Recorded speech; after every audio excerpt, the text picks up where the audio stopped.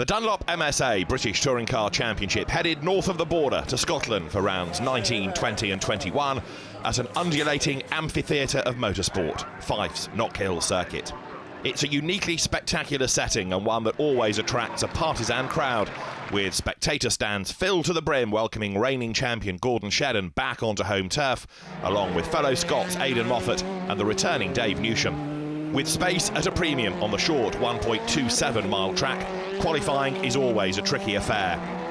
Practice 2 pace-setter Tom Ingram led the opening throws, but with an air of inevitability ahead of his 500th race start to come in Sunday's opener, Btcc legend Silverline Subaru BMR Racing's Jason Plato then put himself in the mix, sealing the deal with a lap record smashing time at the very end for pole position.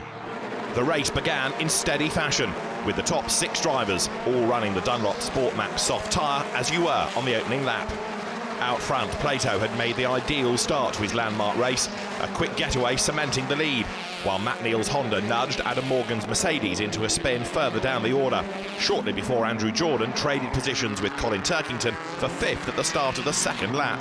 Turkington's race was compromised by the move, as it was clear his Subaru Levorg was quicker than Jordan's Ford for much of the contest.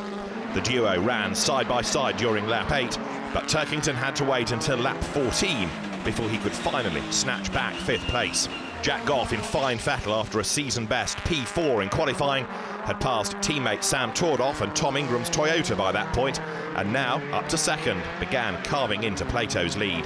The safety car was deployed on lap 20 after Dan Welch tipped Warren Scott's Subaru into the gravel, which ironically threatened to derail teammate Plato's chances of victory. Scott's Levorg was retrieved by the marshals and the race was soon underway. The excitement in the closing laps came from Turkington as he carved his way past Tordoff with a sensational move at the restart. He then grabbed the final podium position with an expert late move by Ingram at the hairpin on the penultimate lap. The Btcc's most successful driver managed the remaining laps with consummate ease as the late challenge from Goff failed to materialise, leaving Plato to notch up a memorable victory, his first of the season and his 95th in total on his 500th start, while Goff toured home an impressive 2nd and Turkington a battling 3rd to complete the podium. The returning Dave Newsham, stepping into the Power Max Racing Chevrolet, came home 7th. Shedden, on his champion's return to home soil, managed only 9th. The Knockhill crowds were then treated to a real Btcc classic in the second race of a sunny Sunday in Fife. The cars tore away once more in status quo at the head of the field, with Plato firing his Subaru off the line expertly with maximum success ballast on board. Further back, it was 4 abreast into Duffer's Dip, with Matt Neal taking avoiding action and contact sending Martin Depper straight on into the barriers, forcing a safety car. At the restart, Sam Tordoff looked racy, forcing a move around the outside of 4th place Tom Ingram at the hairpin at the end of lap 6, before setting upon Turkington's Subaru ahead. Andrew Jordan reeled in and made his move on the Toyota a lap later at the same spot, shuffling Ingram backwards into the clutches of Matt Neal, quietly making progress from P8 on the grid. Out front, it was a classic scrap between the lead Subarus and Jack Goff. Plato was cannily parking his Levorg in all the right places, leaving Goff open to attack from Turkington behind, the latter eventually making a super move stick at the chicane on lap 10.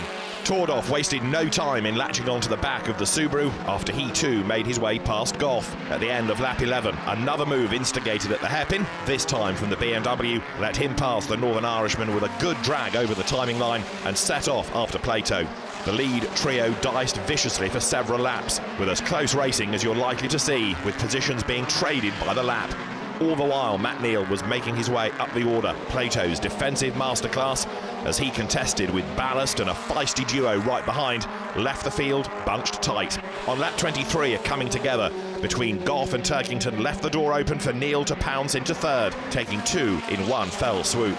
The squabbling was incessant as Tordoff passed and was then repassed by Plato on 2 occasions before Neal once again made his mark, fighting past the BMW into turn 1 on lap 25 before bookending the tour in perfect style down at the hairpin to take the lead from old foe Plato, who'd fought valiantly but couldn't prevent Tordoff following.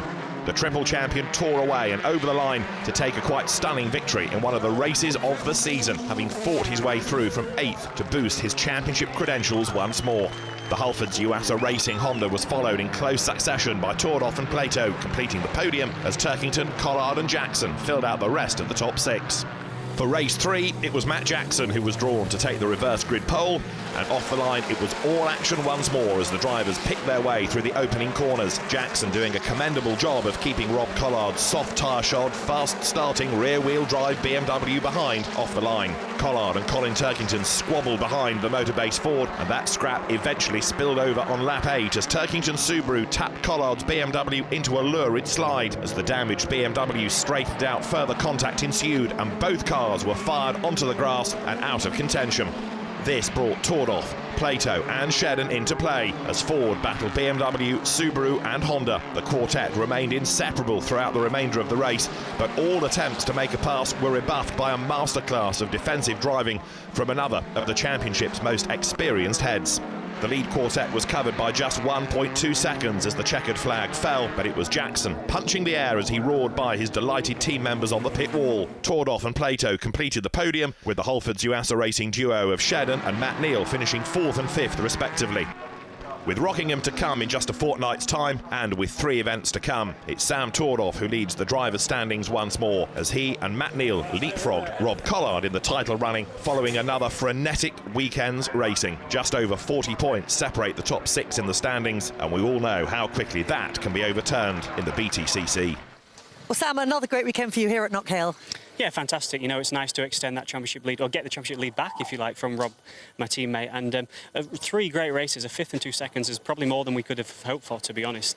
And we've really hammered home the BMW advantage, and looking forward to Rockingham in 2 weeks' time. A very different challenge that circuit presents, doesn't it? Yeah, very different. Very fast, very flowing. And the only time we ever get to use part of an oval. So turn 1's very exciting, being on the banked part of the corner. So it's one that I've gone particularly well there in the past, and it's a mixture of challenges, really, is Rockingham. It's got some technical sections, but then some long, fast, sweeping corners. So difficult to get right on setup, but one I'm really looking forward to.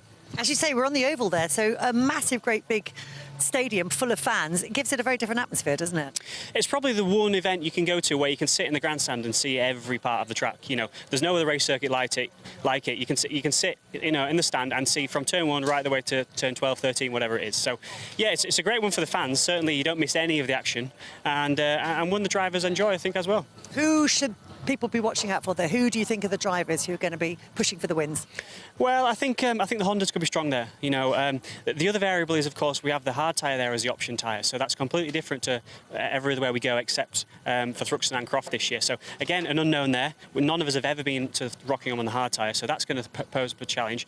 But I expect Honda to come back strong. I think they'll be raring to go after a very average Knockhill. And you'll be raring to stop them? Absolutely, yeah. You know, we've got a championship lead to protect, and that means 3 points finishes, and hopefully we can extend it a bit further. See you there. Thank you.